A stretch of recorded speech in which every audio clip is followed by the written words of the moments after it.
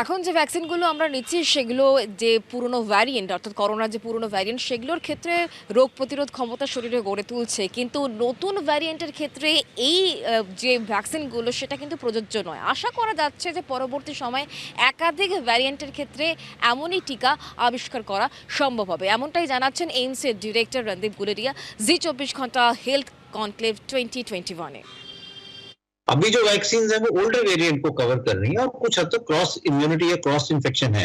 लेकिन अगर हम वैक्सीन नए जनरेशन की बनाएं तो that should cover the new variants, और जो हम अभी देख रहे हैं जैसे डेल्टा वेरिएंट है, और ये भी हो सकता है कि हम वैक्सीन मल्टीपल, जैसे हम कहते हैं बाईवेलेंट ट्राईवेलेंट वैक्सीन बनाए जो एक से ज्यादा स्ट्रेन को कवर करे। इन्फ्लुएंजा की जो हम वैक्सीन लगाते हैं वो क्वाड्रीवेलेंट है, वो 4 स्ट्रेन कवर करती हैं।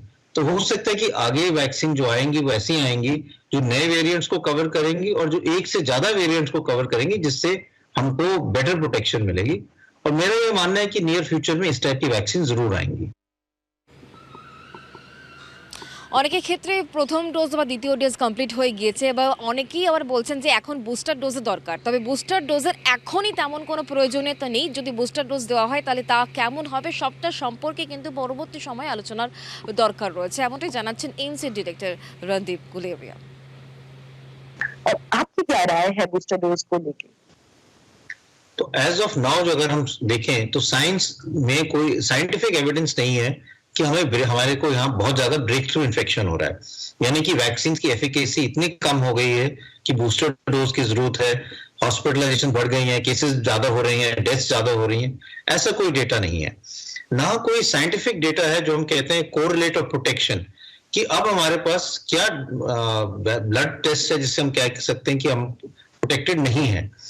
तो जब तक हमारे पास ऐसा डेटा नहीं आया कि क्लिनिकली हम ये कहें कि हमारे केसेस बढ़ रहे हैं और वैक्सीन काम नहीं कर रही हैं, या लैब बेस्ड डेटा है कि अब हमारी प्रोटेक्शन बहुत कम हो गई है, तब तक हम clearly scientific point of view से नहीं कह सकते कि हमें बूस्टर की जरूरत है।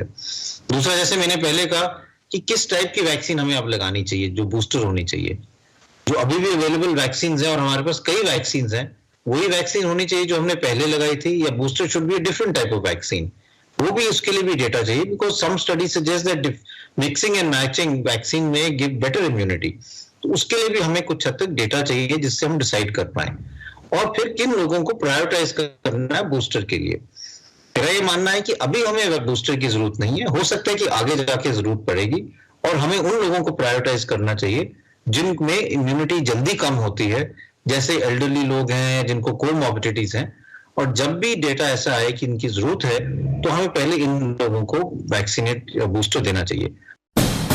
এখন নিউজ দেখুন আপনার সময় মতো, আপনার হাতের মুঠোয়, রাজ্য দেশ দুনিয়া। ডাউনলোড করুন জি24 ঘন্টা অ্যাপ, এক ক্লিকেই পান সব আপডেট।